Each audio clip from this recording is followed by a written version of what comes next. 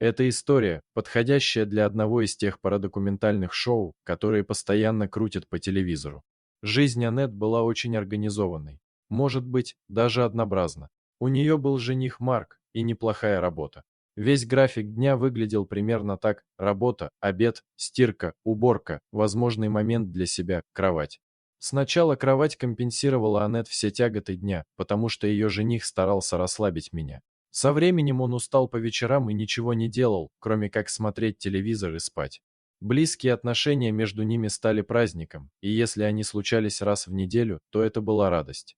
Она старалась не устраивать сцены из-за этого.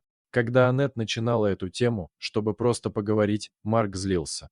Аннет попала в водоворот своей работы, иногда задерживалась на сверхурочные. Избегала своего жениха, потому что обычный разговор часто заканчивался ссорой. Потом у нее начались запоздалые эти дни. 2 дня, потом 4. Она немного расстроилась, потому что сейчас не время заводить ребенка.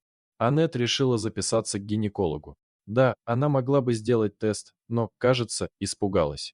Наконец Аннет оказалась в кабинете лицом к лицу с удивительным парнем. Блондин с волосами, слегка спадающими на лоб, серыми глазами и белоснежной улыбкой. Она на мгновение даже заморгала. Рассказала ему о своей проблеме, и он взял ее на УЗИ. Аннет чувствовала некоторый дискомфорт, раздеваясь там. Но он сделал УЗИ и сказал, что она не беременна. Врач сказал прийти на следующей неделе, потому что ему нужно провести какое-то исследование. Так и случилось. Она пришла, и он пригласил ее в операционную и закрыл за ними дверь. Она уже знала, что произойдет. Аннет не собиралась сопротивляться. Он обнял ее за талию и крепко поцеловал. Когда все закончилось, она поправила волосы и вышла. Аннет думала, это просто случайная близость. Через некоторое время она получила сообщение, в котором он приглашал ее выпить кофе. Он вытащил ее номер из папки пациента. Она не возражала против этого.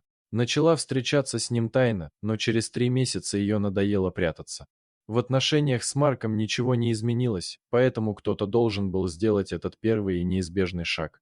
С Денисом, так зовут гинеколога, Аннет прекрасно ладила и переехала к нему. Теперь они женаты и ждем ребенка. Она рада, что выбрала этот путь, а не осталась в том прошлом. И начала новую жизнь с хорошим изменением к лучшему. Спасибо за просмотр. Подписывайтесь на канал, где вы найдете еще много интересного.